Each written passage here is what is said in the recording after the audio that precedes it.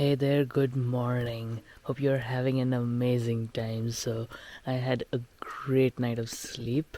It's early morning now, around 6:30. So, people have started waking up now. It's about 7:10. They are setting the breakfast now. Just wanted to take this time to climb this dune a bit and show you guys what the scene is just outside the camp.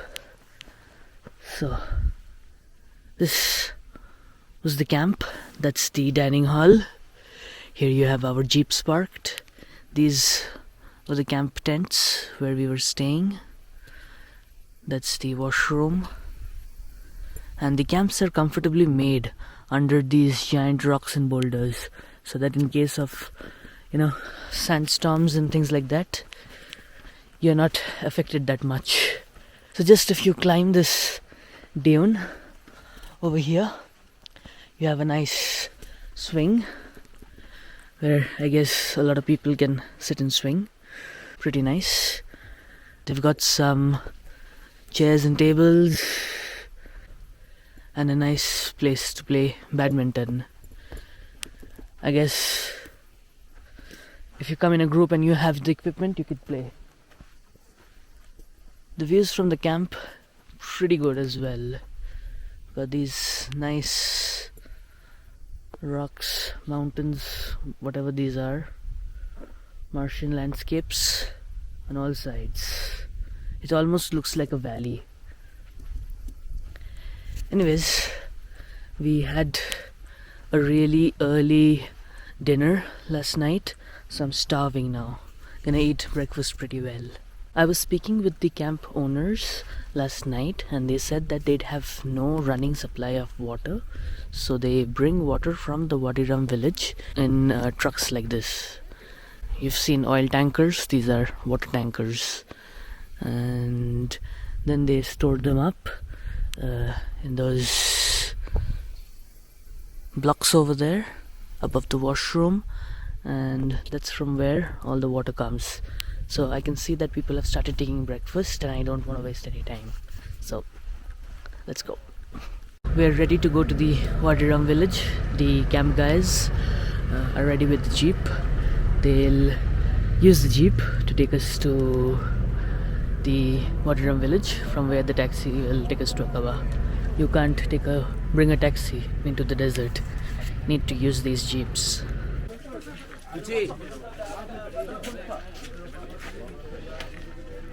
Nacho, métete tú conmigo para que te...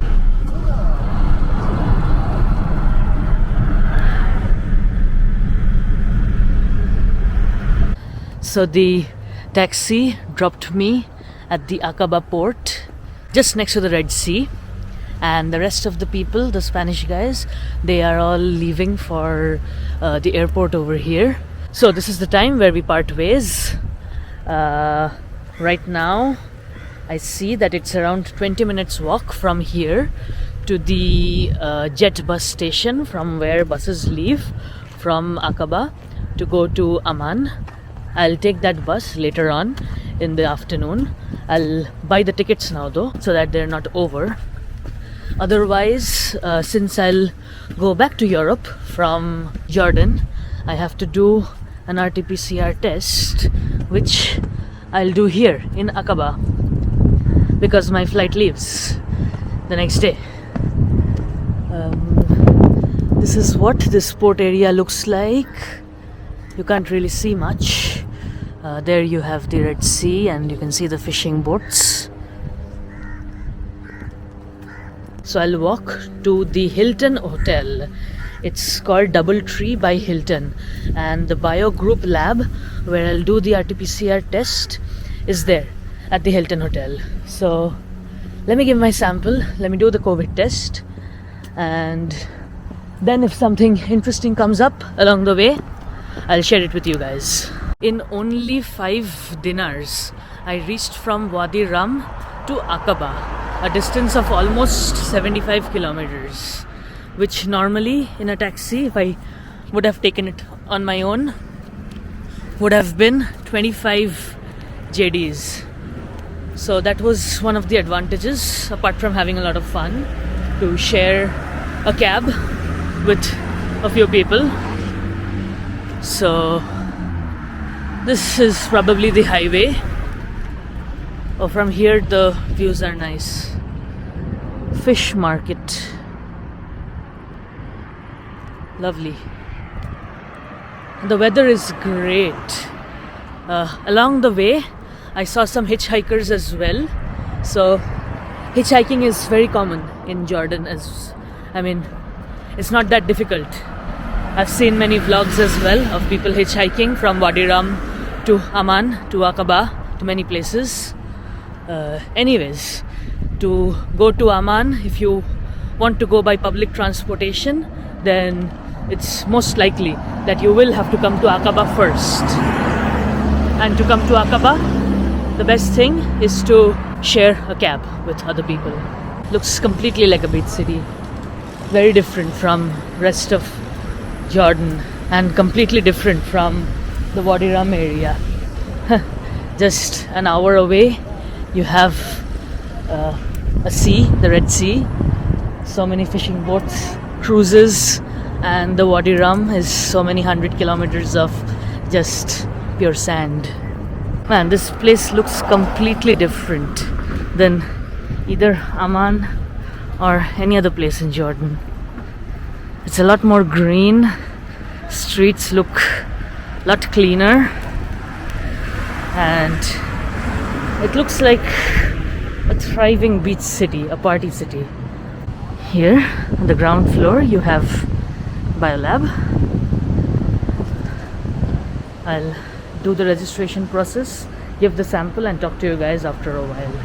It costs just 20 dinars and not 28 or 30 like other labs charge. So I do recommend Biolab to you. You can do it over here if you're in Aqaba. So they just took my passport, they gave me a QR code.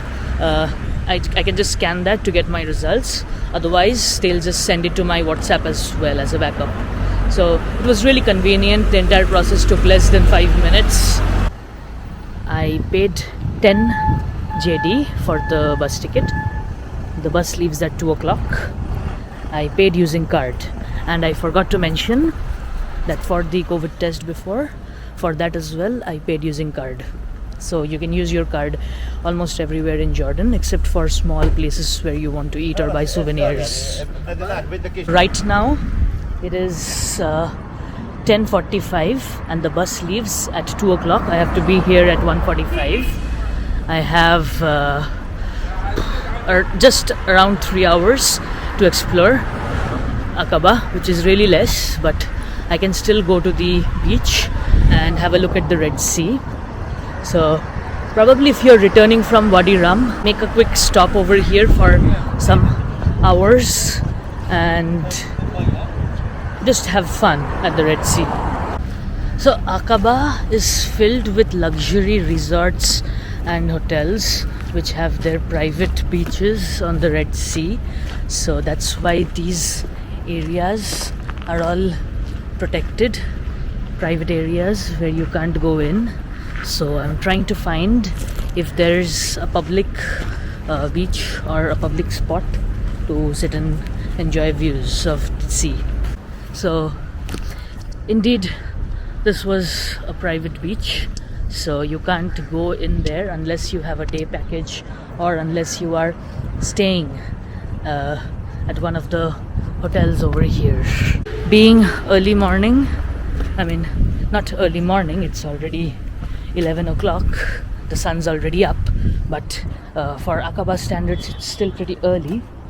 There are pretty less people over here, and since most tourists go for the private luxury beaches, this place would only have some locals. Here you go, I'm at the Red Sea.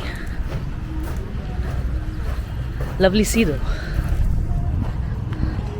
It does not cost anything to stand under the shade on the Red Sea, so that's exactly what I'm doing, enjoying these nice views. People going for boat rides. That's a big ship. And yeah, just locals enjoying time under the sun. It's also a pebble beach, like in France and in most places in Europe. Not a lot of waves. I have to see why it's called the Red Sea. Probably because of some bacteria, the color of the sea is a little bit red. I think that's the case. I'll check it on Google. So that right there was the Red Sea experience in Aqaba. Probably if you're taking a swim, it's far better, or if you take glass bottom boat rides or something like that. I did not, because I don't have the time. I have a bus back to Amman to catch, right? It's not the most happening of the beaches, but I'm sure if you're a diver, if you want to do snorkeling, or if you want to do some kind of water sports or water activities, then this Red Sea experience for you will be much better. Just to sit there, relax and enjoy, it's fine for some minutes. It's okay. I mean, you can do a picnic over there. Yeah. Most people who come to Aqaba from Wadi Rum, they just wait at the Jettbus stop, catch the first Jettbus and go back to Amman. You can always do that if you're short on time, but I think it's worthwhile to just stay here in this city for a couple of hours and to just explore it a little bit. 3-4 hours is too less, but it's better than nothing. Looks like they're building a Christmas tree, the center of the square. Did not notice this before. So even with 93% majority Muslims and a Muslim country, Jordan still has some Christmas trees in the cities. So I guess everyone likes Christmas. It's more of a celebration than a religious thing. This is the kind of local place that I wanted to eat at. This place is called the Shami restaurant. Let's see if they're open. So nice traditional China ware. Looks like the locals eat over here. They have this Jordanian costume over here. I don't know if that's a decoration or if it's someone's. It's Al Shami restaurant. They have seafood, they have chicken, they have kebabs. So I went for the shish kebab, some lemon juice and the tabulle. It was what the guy recommended over here. So this is the tabulle. These are some mixed sauces which came as complimentary. Some pita bread on the house, some pickles and a water on the house. So more than what you order, you get things which are free. Like always, the right way to eat pita is to break some of the bread, dip it in these yummy sauces with olive oil. Doesn't get better than this. It does get better than this actually once the shish kebab comes. This one right here is absolutely delicious. It's got a hint of spice in it, I think sumac or whatever it is, and it gives you that tingling sensation. It's really nice. What are the things that you have inside? It's lemon and mint and the sugar small. Nice. Looks very nice. Thank you. This is basically the lemon juice. You can call it the lemon mint juice. Looks like a nice mug. Normally you'd have beer in it, but you don't need that when you have this amazing refreshing lemon juice with mint and sugar inside.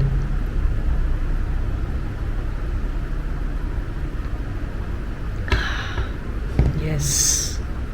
Just look how nicely these meat chunks are grilled. The char marks are remarkable. Looks delicious. With some grilled veggies like grilled tomatoes, onions. Look at the char mark on the onions. Then some nice pita breads soaked in the meat juices. Oh, I just have to go straight in for a piece of the meat without talking. Have to go in. I just put it in a bit of sauce. Moment of truth.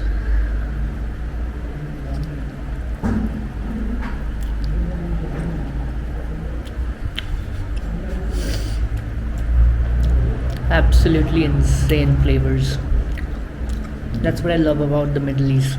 The kebabs are amazing. Nice and tender piece. Just scoop in the sauce. You can have so many of these. It's hot and it's fresh. It's so delicious. You take a bit of pita, put in the entire chunk of meat, dip it in the sauce, and that's it.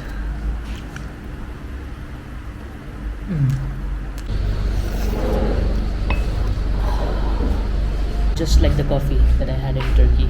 Really nice restaurant, really nice owner. He gave so many complimentary things, and when I tried to tip him, he did not want to take the tip at all.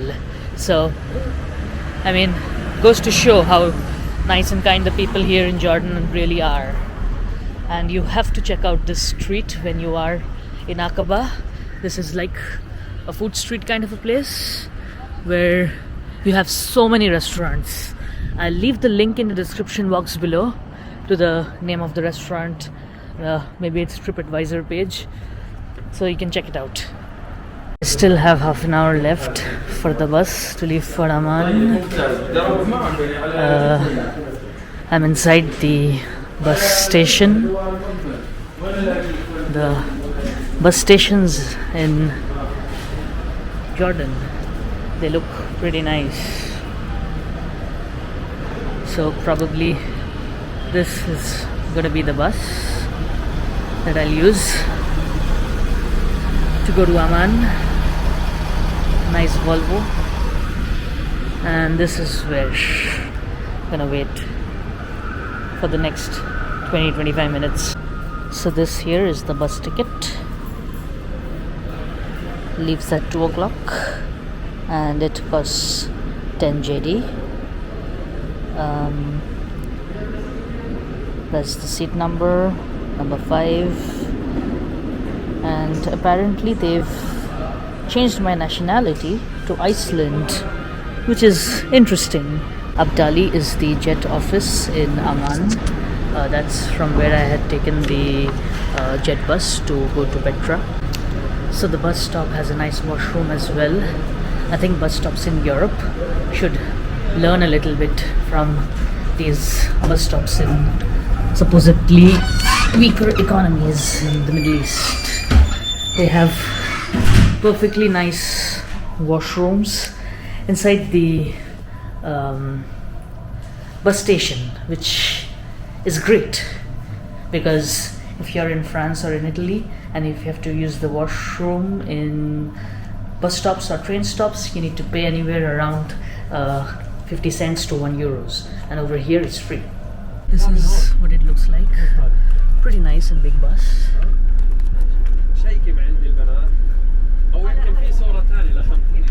So rest of the people are not here yet. It should leave in like 12 minutes or so. Let me see. Yeah, in exactly 12 minutes. It'll be a travel from Aqaba, which is in the down south, to Amman, pretty much in the north.